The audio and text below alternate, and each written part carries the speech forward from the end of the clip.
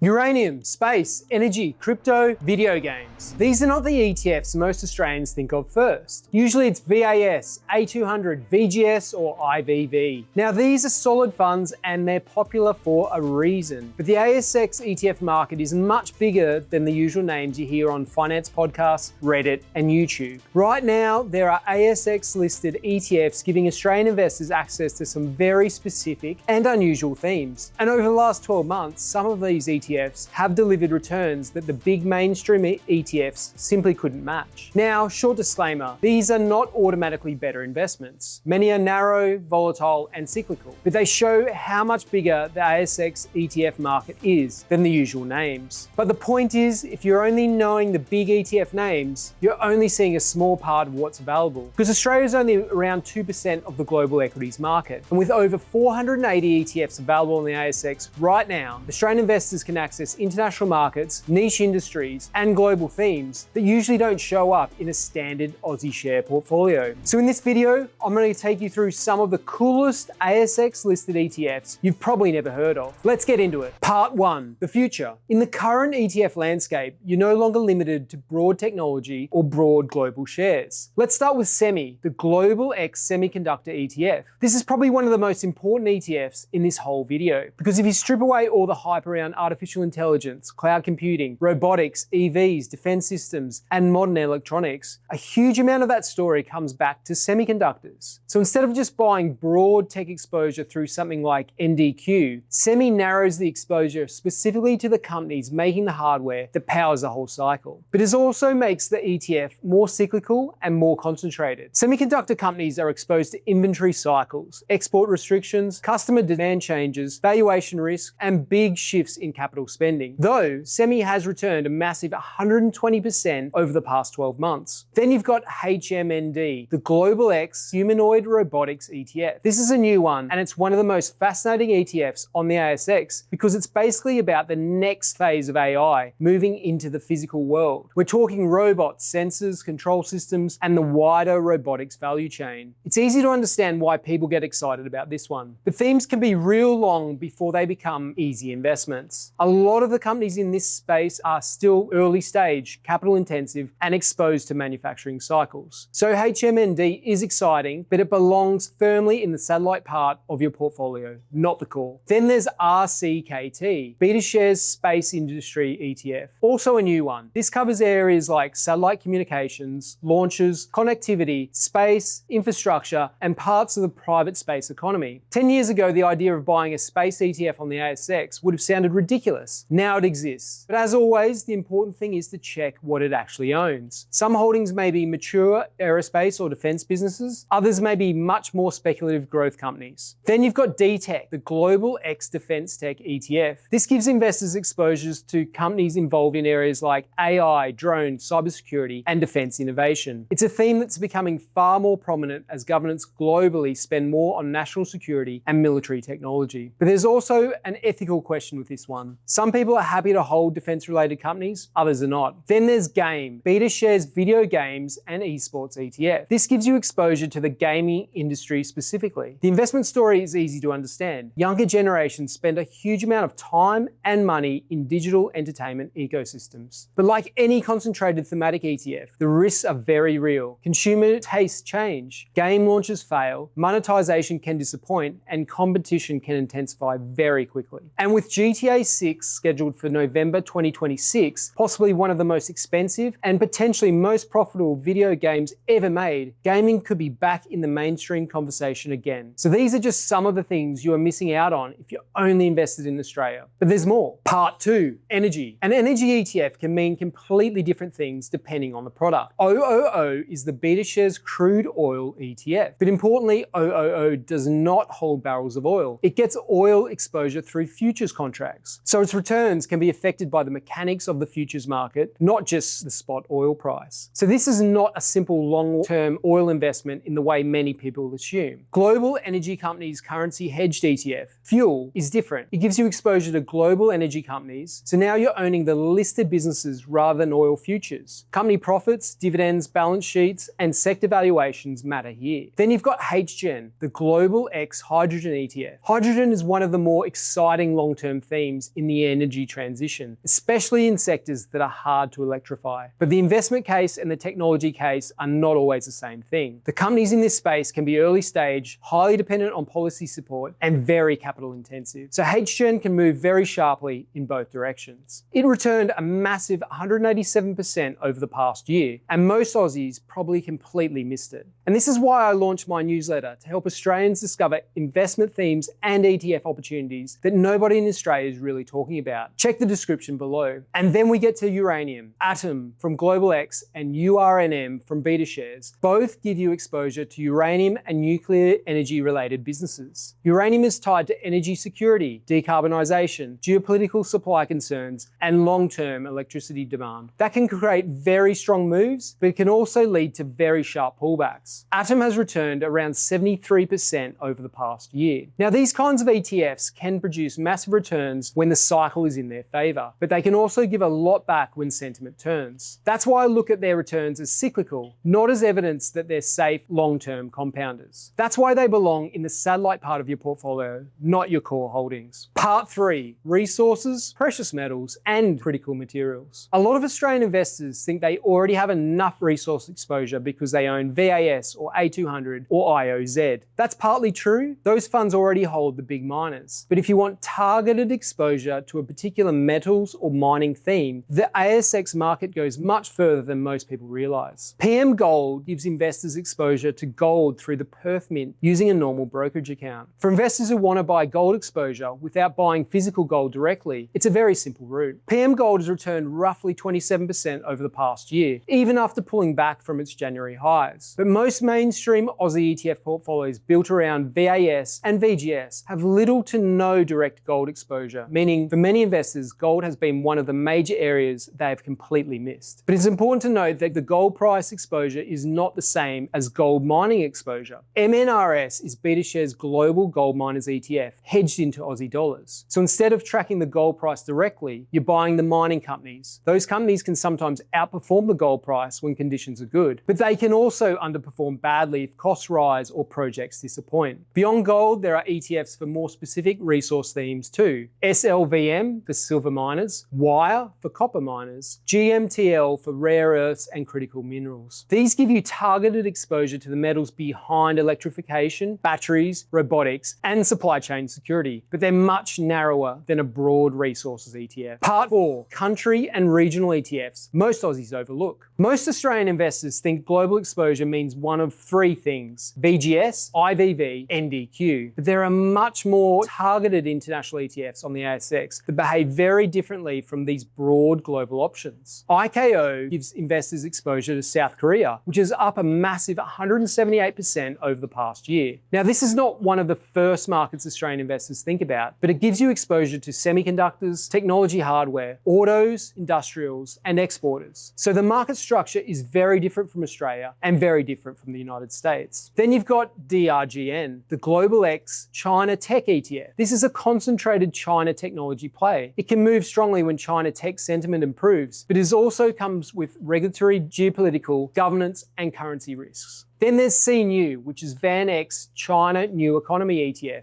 which gives more broad China exposure than DRGN. Exposure to Chinese companies in sectors like technology, healthcare, and consumer industries. And then there's GRIN, VanEck India Growth Leaders ETF. India is one of the most interesting long-term stories in global markets because of demographics, digitalization, rising income, and economic development. But as always, a good country story does not automatically mean the ETF will be smooth or low risk. It's still a single country emerging market exposure. And while we're here, there is another very important global distinction that many investors don't fully appreciate, and that's currency hedging. IVV is the standard S&P 500 ETF, many Australians know. IHVV is the hedge version. NDQ is the NASDAQ 100 with currency exposure. HNDQ is the hedge version. Hedging can make a very big difference over time depending on what the Australian dollar is doing. If the Aussie dollar falls, unhedged international ETFs ETFs get a tailwind. If the Aussie dollar rises, hedged exposures can look much better.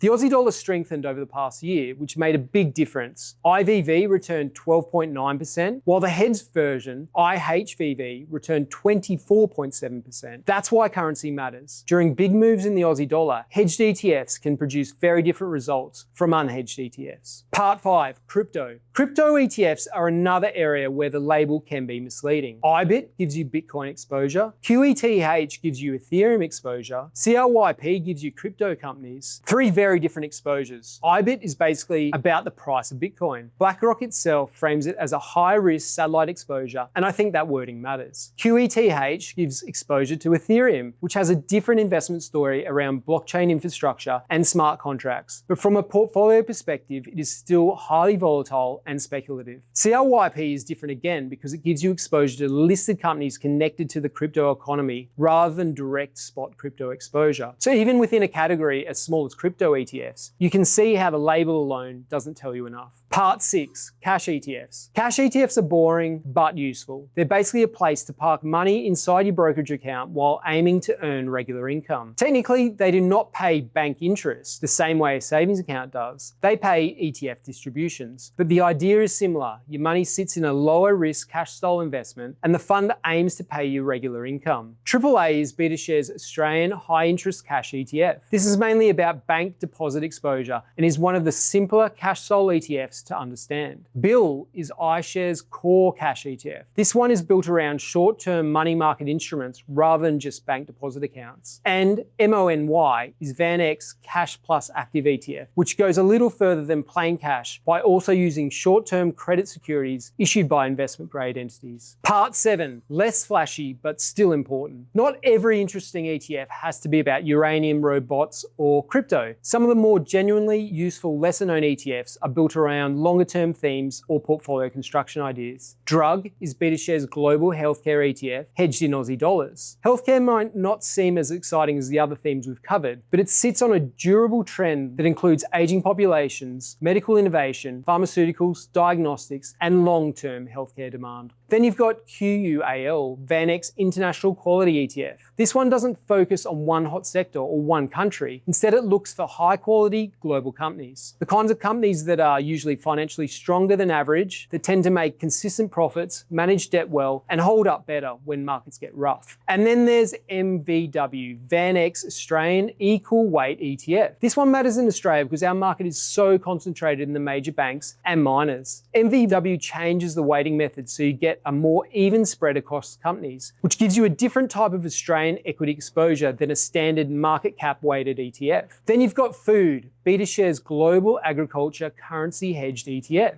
This gives you exposure to agriculture-related companies rather than direct food prices. So if you're thinking about food security, fertilizers, farm equipment, and the broader agricultural supply chain, that's where food fits. Part 8, all-in-one ETFs. Now we move into the more familiar end of the ETF market. These are not strange thematic ETFs, niche sector funds, or short-term trading products. They are more like the pre-mixed investment options you see inside super. Think of a super fund offering options like balance, growth, high growth, or index diversify. The fund does the asset allocation for you by mixing different investments into one portfolio. All-in-one ETFs work in a similar way. Instead of buying Australian shares, global shares, bonds, and other assets separately, one ETF can bundle a diversified portfolio together for you. This is why these types of ETFs can work well as a core of a portfolio, while the more specialized ETFs in this video are better thought of as satellites around the outside. I explain how to do this as a beginner in this video here. VDHG is Vanguard's diversified high growth ETF. It holds a mix of growth assets like shares and defensive assets like bonds inside one fund. VDGR is the slightly more conservative version because it holds less in growth assets and more in defensive assets. Then you've got DHHF, BetaShares Diversified All Growth ETF. This one is different because it is effectively all shares, no bonds, no defensive allocation, just diversified growth exposure. Part 9, leveraged or geared ETFs. Now we get to the products that need the biggest warning. Leveraged ETFs are designed to amplify market moves by using borrowing or derivatives, so the fund gets more exposure than the money investors put in. GEAR gives geared exposure to Australian shares. LNAS gives geared exposure to the NASDAQ 100. In simple terms, if the market moves in your favor, these ETFs can rise more. But if the market moves against you, they can fall much harder. So these are not normal ETFs with higher returns. They are specialist, higher risk products, and they're much closer to trading tools than simple long-term call holdings. Before investing in anything geared, you need to understand the risk properly. I don't recommend these for beginners. So the Australian ETF market is no longer just broad-based Aussie shares or S&P 500. Australia is only a small part of the global market, and if you only invest locally, you can miss huge international themes like semiconductors, healthcare, defense, and robotics. You need to be investing internationally in 2026. So if you want help cutting through the noise of 480 plus ETFs on the ASX, I research the market from an Australian investor's perspective, covering global themes, international opportunities, and ETFs starting to break from base to trend. Click the link below for a free trial of my newsletter. There's also 20% off yearly subscriptions. Thanks for watching, and I'll see you in the next one.